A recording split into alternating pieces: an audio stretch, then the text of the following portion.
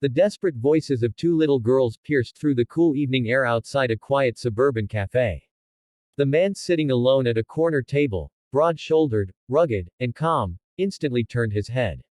His name was Jack Turner, a single dad and retired Army medic who had seen too much pain in his lifetime.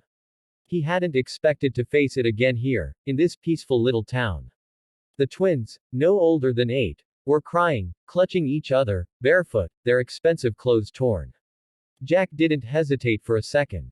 He ran out, crouched down, and asked gently, "Where's your mom?" One of the girls pointed toward a nearby car parked haphazardly on the curb. Inside, a woman slumped over the steering wheel, her lips pale, her breathing shallow. Jack's instincts kicked in before his mind caught up. He ripped the car door open, checked her pulse, and started performing CPR right there on the side of the street. People gathered, filming, murmuring, but he ignored them all.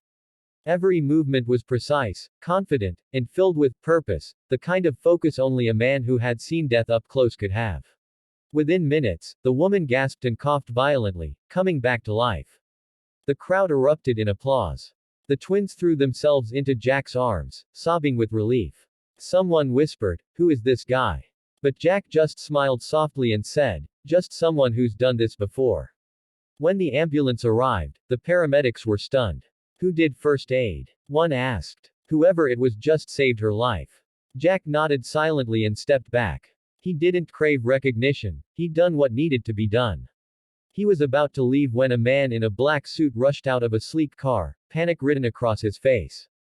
The twins shouted, "Daddy!" The man, Ethan Cole, was the CEO of one of the biggest tech companies in the country.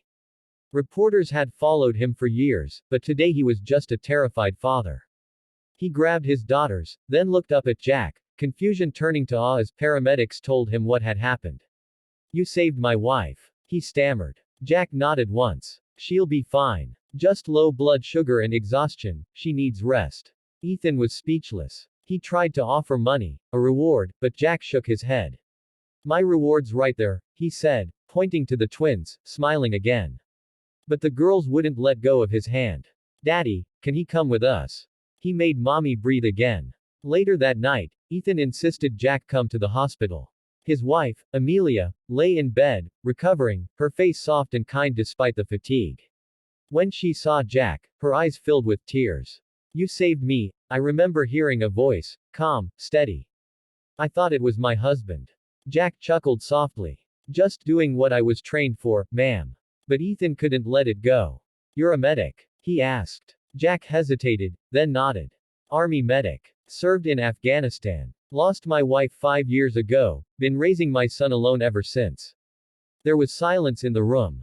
The weight of his words hung heavy, but something changed in Ethan's expression. He saw not just a stranger, but a man of quiet strength and integrity. A week later, Ethan called Jack again, not to thank him, but to offer him a job. "I run a company that makes medical tech. We could use someone like you, someone who knows what real emergencies look like." At first, Jack refused. "I'm just a small town guy. I'm happy fixing engines and helping at the community center." But Ethan insisted. "Jack, my daughters won't stop talking about you. You've already changed one life, maybe you can change more." After some thought, Jack agreed. He joined Ethan's company, helping develop advanced first response equipment, inspired by the tools he wished he'd had during his service. His calm under pressure, his compassion, and his real-world experience quickly earned him respect. The workers loved him, and the CEO's family began treating him like one of their own. Weeks later, during a company event, Ethan took the stage and introduced Jack to the audience. "This man reminded me, and all of us, that true heroes don't wear suits or seek headlines. They show up when it matters most." The entire hall stood in applause. Jack's son, sitting in the front row, smiled with pride.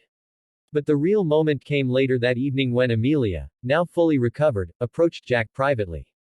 "You know," she said softly, "the night you saved me, I wasn't just dying from exhaustion. I was ready to give up. I thought my life had lost meaning. You didn't just bring me back, you gave me a second chance to be the mother my girls need." Tears filled her eyes as she whispered, "Thank you, for saving more than my life." Jack's heart tightened. Sometimes, he said gently, we don't realize how strong we are until someone reminds us to breathe again. The video ends on that note. Jack walking away under the golden evening sky, the CEO's family waving in the background, and his son running up to him, holding his hand. A simple man, a quiet hero, who didn't just save a life, but reignited hope.